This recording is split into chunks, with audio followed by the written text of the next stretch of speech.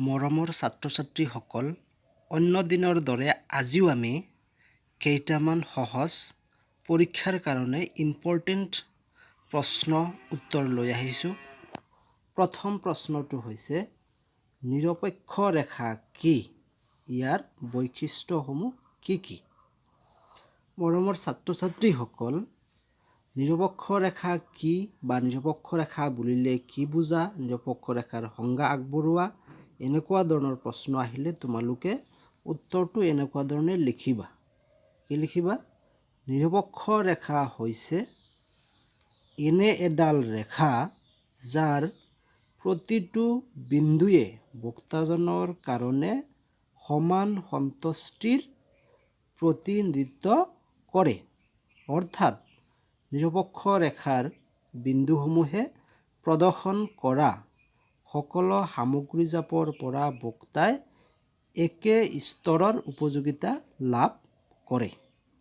এই উত্তৰটো বুজিবলৈ হ'লে তোমালোকে নিৰপেক্ষ ৰেখা চাব লাগিব। নিৰপেক্ষ ৰেখা হৈছে এনেকুৱা নিৰপেক্ষ ৰেখা। IC1 হৈছে এটা নিৰপেক্ষ ৰেখা। নিৰপেক্ষ ৰেখাৰ দুটা বিন্দু আমি দেখুৱাইছোঁ। A নিৰপেক্ষ ৰেখাৰ এটা বিন্দু, B এটা বিন্দু। A বিন্দুত বক্তাজনে বক কৰি যি পৰিমাণৰ সন্তুষ্টি পাব, B বিন্দুত বক কৰিও বক্তাজনে সেই একে পৰিমাণৰ সন্তুষ্টি লাভ কৰিব। A বিন্দুত বক্তাজনে বক কৰিলে K O পৰিমাণৰ আপেল, O M পৰিমাণৰ কমলা বক কৰিব। আৰু B বিন্দুত বক কৰিলে O L পৰিমাণৰ আপেল, O N পৰিমাণৰ কমলা বক কৰিব। এতিয়া A আৰু B বিন্দুত বক্তাজনে একে পৰিমাণৰ সন্তুষ্টি লাভ কৰিব যদিও আপেল আৰু কমলাৰ পৰিমাণ পৰিৱৰ্তন হয়, কিন্তু বক্তাজনৰ সন্তুষ্টিৰ পৰিমাণ একে থাকিব। আৰু সেইকাৰণে নিৰপেক্ষ ৰেখা কোৱা হয় ইয়াক। কি কোৱা হৈছে উত্তৰত কোৱা হৈছে নিৰপেক্ষ ৰেখা হৈছে এনে এডাল ৰেখা যাৰ প্ৰতিটো বিন্দুৱে বক্তাজনৰ কাৰণে সমান সন্তুষ্টিৰ প্ৰতিনিধিত্ব কৰে। অৰ্থাৎ নিৰপেক্ষ ৰেখাৰ বিন্দুসমূহে প্ৰদৰ্শন কৰা সকলো সামগ্ৰীজাপৰ পৰা বক্তাই একে স্তৰৰ উপযোগিতা লাভ কৰে বা কৰিব। নিৰপেক্ষ ৰেখাৰ বৈশিষ্ট্যসমূহ চোৱা। নিৰপেক্ষ ৰেখাৰ বৈশিষ্ট্যসমূহ বহুত সহজ আৰু ইণ্টাৰেষ্টিং। নিৰপেক্ষ ৰেখাৰ 1 নম্বৰ বৈশিষ্ট্য হৈছে নিৰপেক্ষ ৰেখা কেন্দ্ৰৰ প্ৰতি উত্তল। নিৰপেক্ষ ৰেখা কি হয়? কেন্দ্ৰৰ প্ৰতি উত্তল। চোৱা, এইটো নিৰপেক্ষ ৰেখা। নিৰপেক্ষ ৰেখা কি হৈছে? এইটো কেন্দ্ৰৰ প্ৰতি, এইটো হৈছে কেন্দ্ৰৰ প্ৰতি উত্তল। নিৰপেক্ষ ৰেখা কেন্দ্ৰৰ প্ৰতি উত্তল এটা বৈশিষ্ট্য। তাৰপিছত 2 নম্বৰ বৈশিষ্ট্য হৈছে নিৰপেক্ষ ৰেখা বাওঁফালৰ পৰা সোঁফালে নিম্নগামী আৰু ঋণাত্মক ঢালযুক্ত। নিৰপেক্ষ ৰেখা বাওঁফালৰ পৰা সোঁফালে কি?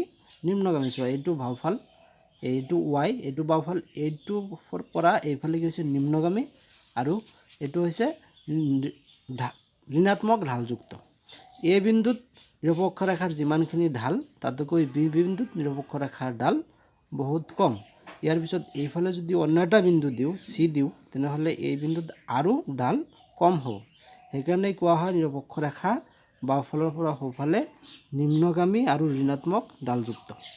ঠিক আছে, আমি 3 নম্বৰ বৈশিষ্ট্য লৈ আহিছোঁ। 3 নম্বৰ বৈশিষ্ট্যটো হৈছে দুডাল নিৰপেক্ষ ৰেখাই কেতিয়াও কটাকটি নকৰে। নিৰপেক্ষ ৰেখা কেতিয়াও কটাকটি নকৰে। নিৰপেক্ষ ৰেখা কেতিয়াও কটাকটি নকৰে। কেনেকুৱা আমি দেখাইছোঁ ইয়াত।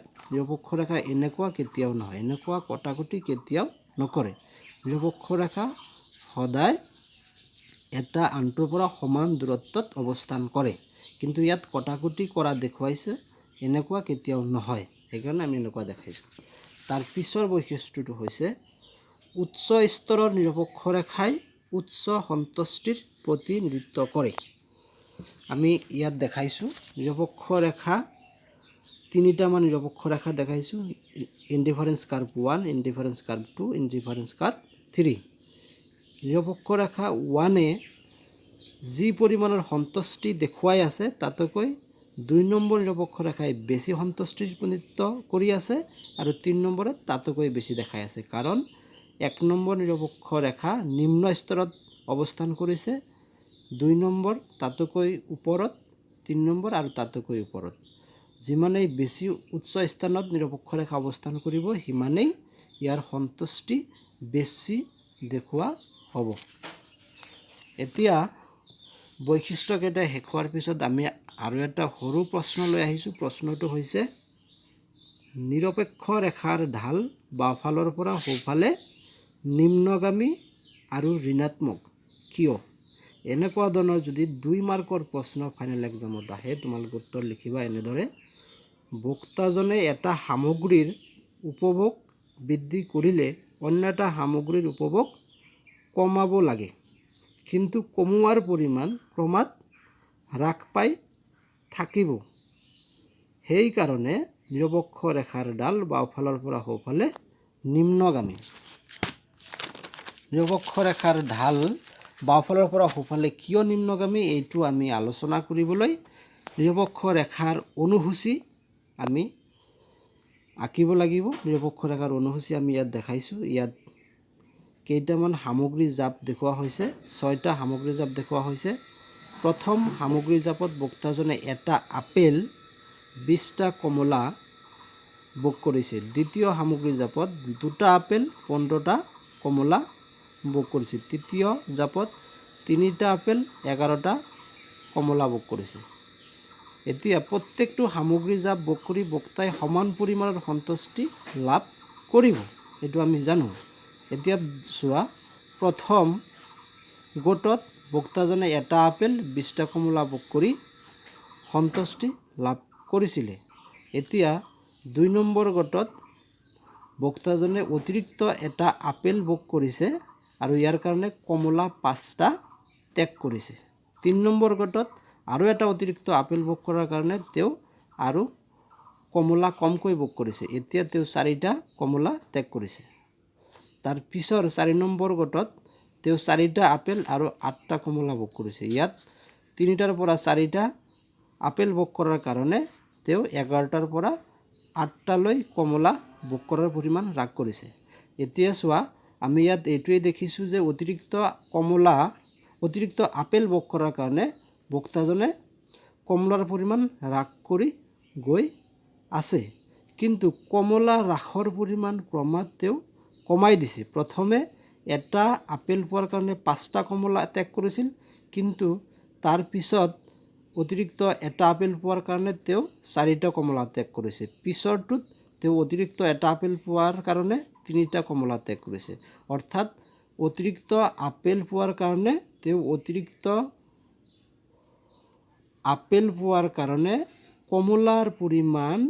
কমলাৰ ত্যাগৰ পৰিমাণ কমাই দিছে। আৰু এইকাৰণেই বক্তাজনৰ যিটো নিৰপেক্ষ ৰেখা, সেই নিৰপেক্ষ ৰেখাটো কি হয়, বাওঁফালৰ পৰা সোঁফালে নিম্নগামী হয় আৰু ঋণাত্মক ঢালযুক্ত হয়। এইটোৱেই, বাওঁফালৰ পৰা সোঁফালে নিৰপেক্ষ ৰেখাডাল নিম্নগামী আৰু ঋণাত্মক ঢালযুক্ত। আৰু উত্তৰত এইটোৱে কোৱা হৈছে, বক্তা এজন এটা সামগ্ৰীৰ উপভোগ বৃদ্ধি কৰিলে অন্য এটা সামগ্ৰীৰ পৰিমাণ কমাব লাগে, কিন্তু কমোৱাৰ পৰিমাণ ক্ৰমাৎ হ্ৰাস পাই থাকে। আৰু সেইকাৰণেই নিৰপেক্ষ ৰেখাৰ ডাল বাওঁফালৰ পৰা সোঁফালে নিম্নগামী। আমি নেক্সট অন্য এটা প্ৰশ্ন লৈ আহিছোঁ। সেই প্ৰশ্নটো হৈছে প্ৰান্তিক প্ৰতিকল্পন হাৰ বুলিলে কি বুজা? এই প্ৰশ্নৰ উত্তৰ বহুত সহজ। এই প্ৰশ্নৰ উত্তৰ অলৰেডি তোমালোকে দেখিছাই। প্ৰশ্নৰ উত্তৰটো আগত এবাৰ কৈ লওঁ। উপভোক্তাই এটা সামগ্ৰীৰ কেইটামান গোট অন্য এটা সামগ্ৰীৰ যিসংখ্যক গোটৰ লগত বিনিময় কৰিলে সম পৰিমাণৰ সন্তুষ্টি লাভ কৰিব পাৰে, সেই বিনিময় হাৰটোৱেই হৈছে প্ৰান্তিক প্ৰতিকল্পন হাৰ।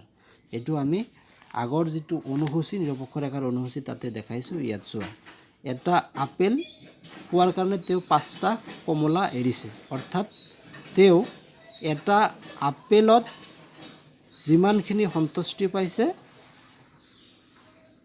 5টা কমলাত তেওঁ সমান পৰিমাণৰ সন্তুষ্টি পাইছে। এটা আপেল 5টা কমলাৰ লগত বিনিময় কৰি তেওঁ সমান পৰিমাণৰ সন্তুষ্টি পাইছে এই 2য় নম্বৰ গোটত। 3য় নম্বৰ গোটত আকৌ এটা আপেলৰ লগত 4টা কমলা বিনিময় কৰি সমান পৰিমাণৰ সন্তুষ্টি পাইছে। আৰু এই হৈছে প্ৰতিকল্পন হাৰ। আৰু এইটোৱে আমাৰ উত্তৰত কোৱা হৈছে।